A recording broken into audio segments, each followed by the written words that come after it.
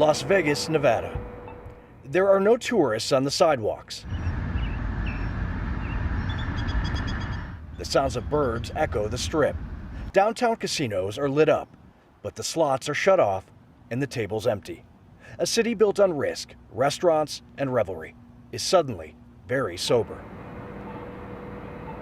More than 42 million people from around the world visited Las Vegas last year. Nevada's tourism, leisure, hospitality, and gambling industry accounts for 1 in 3 jobs in the state. And with the city closed for over a month now, nearly 350,000 residents have filed for unemployment. We created a bodega just to shine a little color down here in the Arts District in this dark time that we're living. Derek Stonebarger owns a bar restaurant.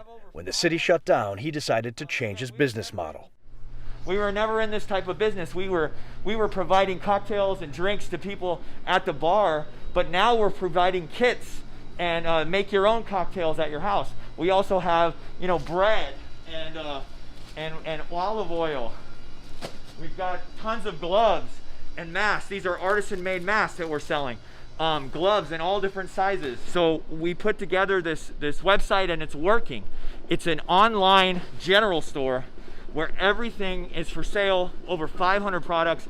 We don't accept cash. People come up to the front to try to use our drive-through, and we say, we don't take cash, you have to use your website.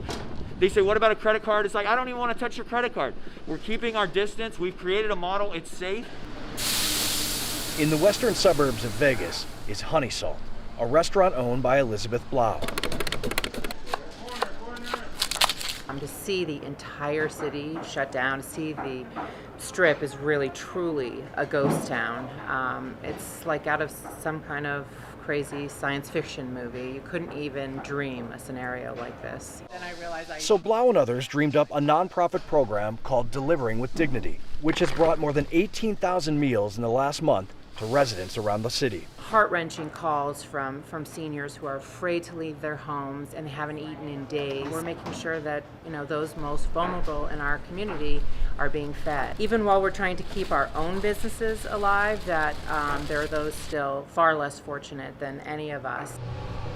By partnering with the United Way, several charity groups, and other restaurants, this program is also keeping people employed during the shutdown. The future, we know when this is over, it's not like for our industry that you're going to turn on a light switch and things are going to go back to normal. And so we're looking, I think, at a very long recovery. Not to mention, many of the people who usually fly here to have fun may not be able to afford it when this is all over. Casino companies are projected to lose $39 billion in the next year and a half, which is how long it will take for the industry to recover if casinos stay closed for the next few months. It's not just the gaming industry, I think everything. I think everybody's going to be affected. It's going to be like that moving forward for a long time. James Swanson owns a company that does billboards for major events and hotels on the Strip. He was forced to lay off 90% of his staff, but came up with an idea to not only salvage his business, but help the casinos make a comeback after the lockdown. Okay, so they're clear acrylic, and they're basically separating people from each other at the slot machines, and they're separating people from each other at the gaming tables, also separating them from the dealer. These are the acrylic boards that Screaming Images has created, and they're working with El Cortez, which is the longest running casino in all of Las Vegas.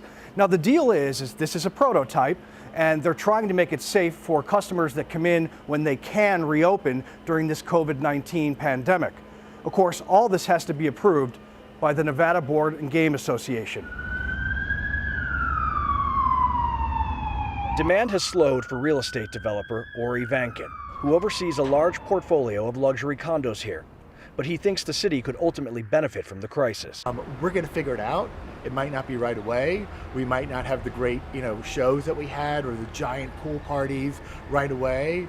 But we will figure this out. Las Vegas always has, and I think there is a real sort of desire to push us even further, and we're doing this, is to make Las Vegas a more dynamic city economically, bringing in other industries so that we are not so reliantly just solely on tourism. In the meantime, there are vehicles lined up at dozens of food banks across the city. The Vegas Strip is void of people, and the neon lights have no audience.